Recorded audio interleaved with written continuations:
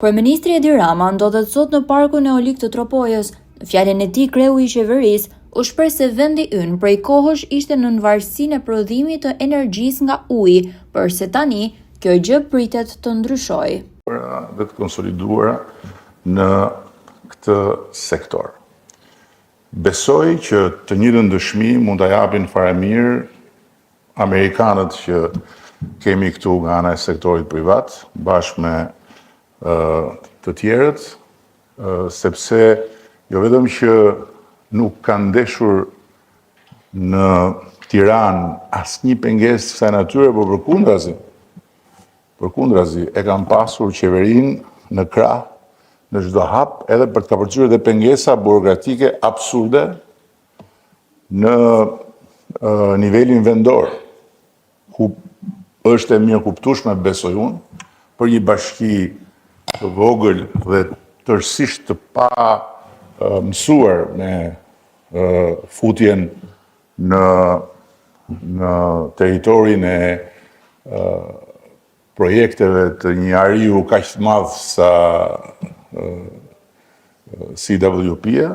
që kishte edhe mbrojtje, ngurim, rezerva etj. Por sot jemi këtu, i kemi kapërcyer pengesat, dhe ajo që është më e rëndësishme, në ndërkohë kompania ka pasur garancinë e plot nga ana jonë që ky proces do të shkonte deri në fund dhe nuk ka humbur kohë, po është përgatitur me gjithë projektet e zbatimit etj. Dua të theksoj edhe një gjë tjetër që është e rëndësishme, që kompania na ka bërë një përshtypje të veçantë në ndjeshmërinë për mjedisin. Na ka bërë një përshtypje të veçantë në sensin e përgjegjësisë sociale. Pra, qoftë në aspektin e kujdesit për ekuilibrat mjedisor, qoftë në aspektin e vëmendjes për të mbështetur komunitetin, për të mbështetur zhvillimin atje, duke u bërë pjesë në investime për rrugët rurale e kështu me radhë, kjo kompani vërtet ka zënë një vend të merituar në territorin e respektit tonë, dhe unë jam shumë falënderues, dhe duke parë Shqipon që është atje, që nuk e kam marrë vesh akoma që është, a është shqiptar, a është bulgar, a është amerikan, a është spion, nuk e di, po gjithsesi dua t'i them që është përgjegjësia jote që ta çosh deri në fund atë që juve keni prezantuar si ndjeshmëri për aspektin social të projektit. Dhe në fund fare, duhet të them që sot Shqipëria është në një nivel krejt tjetër, edhe është një Shqipëri krejt tjetër. Unë nuk besoj se një dekadë më parë do ta imagjinonte dot ndokush që Shqipëria do të bëj palë me Emiratet e Bashkuara dhe me Italinë për të ndërtuar një bashkëpunim trilateral në funksion të energjisë në Europë, jo në Shqipëri. Për sa i përket energjisë në Shqipëri, ne jemi me kaq sa kemi në proces dhe me rreth 1500 megawatt të tjera që janë në ndërtim, në proces licencimi, nevojat tona të brendshme për sovranitetin ton ne i kemi të garantuara. Por ne jemi më ambiciozë se kaq. Dhe kur them për energjinë në Europë, kam parasysh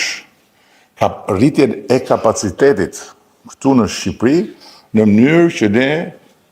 nga një anë të kontribuojmë në sigurinë energjetike të Europës, por nga tjetër të